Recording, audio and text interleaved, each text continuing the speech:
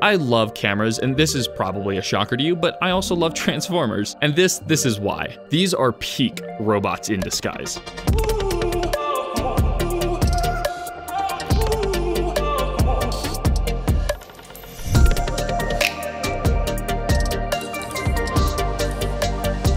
Okay, well, except for this guy. This is refractors, and I guess we'll start off with them. Listen, I love the concept of robots in disguise, but like the original true meaning of robots disguised as everyday items that blend into our lives. And this guy, okay, well, on a scale of inconspicuous to, I don't know, Siege Soundwave, yeah, this guy's pretty conspicuous, but I really dig this. He's from Hasbro's Transformers toy line called War for Cybertron Siege that came out in 2019. Oh my goodness, that's 4 years ago now. I beg you. No! Every toy from Siege was designed specifically with the Cybertronian vehicle mode, which is, by the way, the planet that they're from. That's why this camera looks like it's basically made out of circuit boards. The way that this worked is basically Hasbro decided to sell this single figure called Refractor for about $20 at your local Walmart, and technically he transformed into a thing, but also not really. What is that? And then they just said, hey, if you happen to want this guy to turn into a much more relevant, way cooler camera mode, you're just gonna need to track down 3 of them. So yes, these guys are literally identical separate figures, which is kind of mildly annoying, but also wildly genius on an engineering level. And I'll be the first to admit that I adore these figures, clearly enough to have and keep 3 of them in my collection. Really, I mean, whenever I take work breaks, I usually just end up flipping these guys back and forth from both modes because he's just so fun. And every time I combine him into this like camera mode, I'm always really impressed by how simple but effective the transformation is. And this camera mode, it just has undeniable charm. But I think that maybe the most impressive engineering from this is how they somehow managed to turn these cool little guns and shields into an actual convincing lens and camera stand. Come on. The good news too is that they're not useless in robot mode either. I didn't just get it for the camera because their troop building like soldier look, it works for me. I don't know why, but they also look and feel more premium to me than your average Walmart Transformer that you get from a line like this. I feel like it's kind of the combination of the shiny but matte plastic and then the highlights of silver, just they're so nice. Oh, and they're super agile, like they pose very well. I know that about a year after this came out, Hasbro released an exclusive Earth mode remold of these figures in like an exclusive set, but I didn't really care for it because it feels like it's trying to do something it wasn't made for, and so it kind of fails at everything. These guys are the only refractors I need to be happy, but let's be clear here, it's not the only transforming camera I need to be happy. These little precious pieces of plastic date back to way further than Refractor. As a matter of fact, I'm pretty sure that they're older than a good amount of you watching this video. They were both a part of the original 2007 Transformers movie toy line called Real Gear Robots. They're some of my absolute favorite Transformers of all time, and they're some of the first Transformers I actually ever bought myself, so that's pretty cool. Yeah, you heard me right, Takara. I love my freaking $7 16-year-old kid's toy more than Masterpiece Raiden.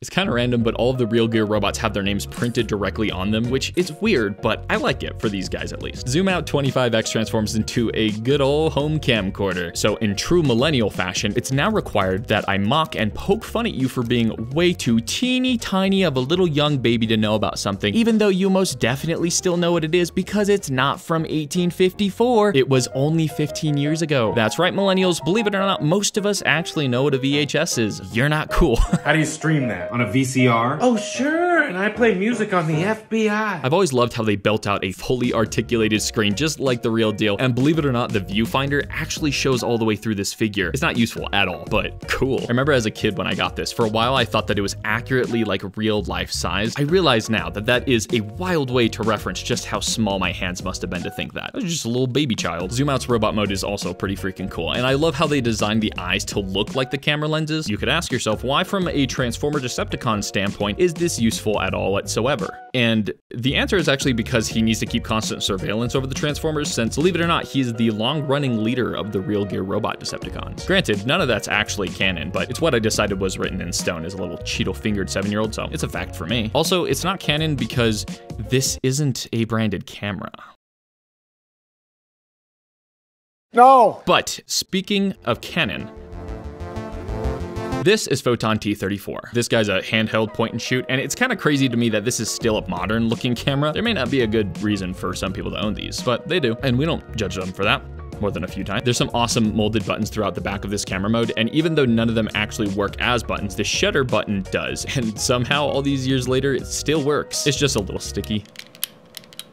Like Zoom Out 25X, he has a viewfinder, but weirdly enough, you can't actually see through the murky translucent plastic on this one, which is kind of weird because it's like only a 1/4 inch that it had to travel through, whereas this guy had like way more distance to get through, and it did it. However, you know what's far more egregious about this figure than that? He's on red battery, and he has been for 16 years. It's the worst. I'm just saying, no wonder why he's an angry Decepticon. No, but actually, jokes aside, according to the very accurate Tiny Jared lore, he's not angry. He's actually very nice. Oh, and he's friends with a lot of the Autobots too, but he's just bullied into staying a Decepticon because he absolutely sucks at standing up for himself. You know, self-esteem issues. It works. He's a nice little nerdy guy though. The little fact that he has articulated claws just blows my mind considering the demographic this toy was made for. Seriously, it's very cool. And I guess as a last unnecessary note, I spent my whole life thinking that he was just a little nerd dork who couldn't pull his nervous freaking legs apart. But it turns out that the official transformation has his legs separated out where they click into place. Which, you know, now that I think of it, that should probably been a sign for me, the clicking. I guess that makes sense. I love this guy.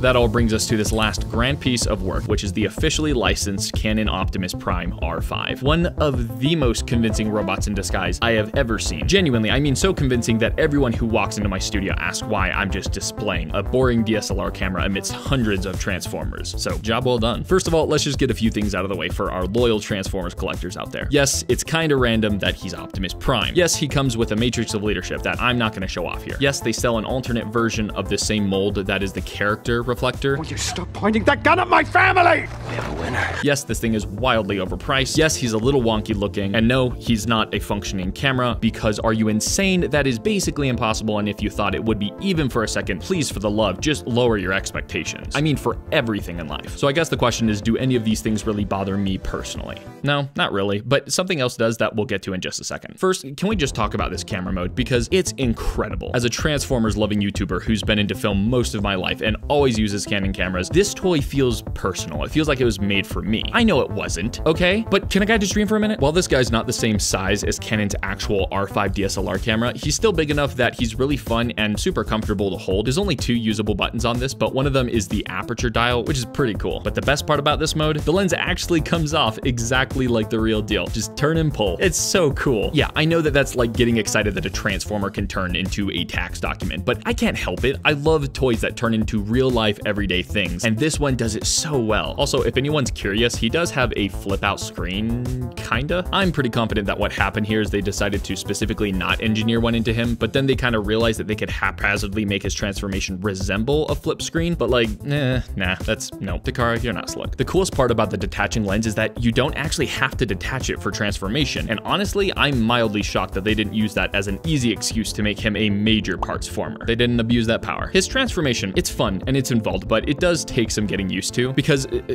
okay, well, here's the thing about this guy.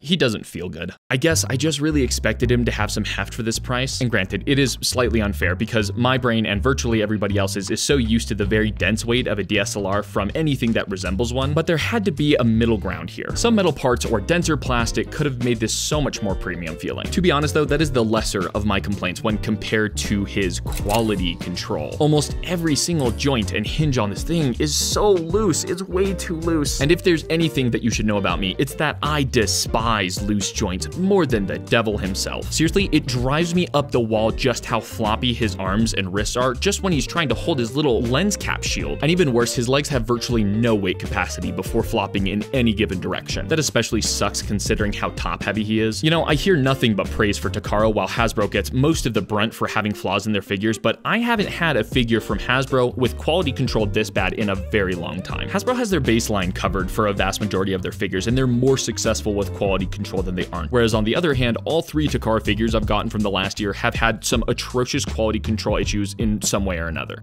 And listen, I've admittedly gotten pretty used to a lot of these problems on this figure, but it doesn't excuse them. Either way, I'd be lying if I didn't say I love this thing just for the sake of it alone. People, especially Transformers fans, love to nitpick these figures to death, and honestly, they have all the right to at this price. But in this case, it doesn't really feel like it's meant to be anything more than it is, and I think for once in my life, I'm comfortable sitting with that. Takara, you get this one pass.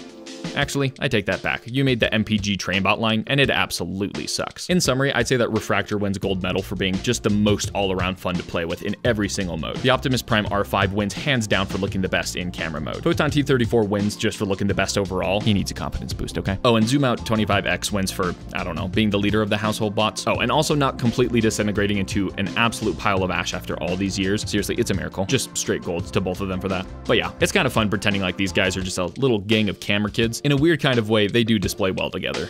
Anyways, later guys.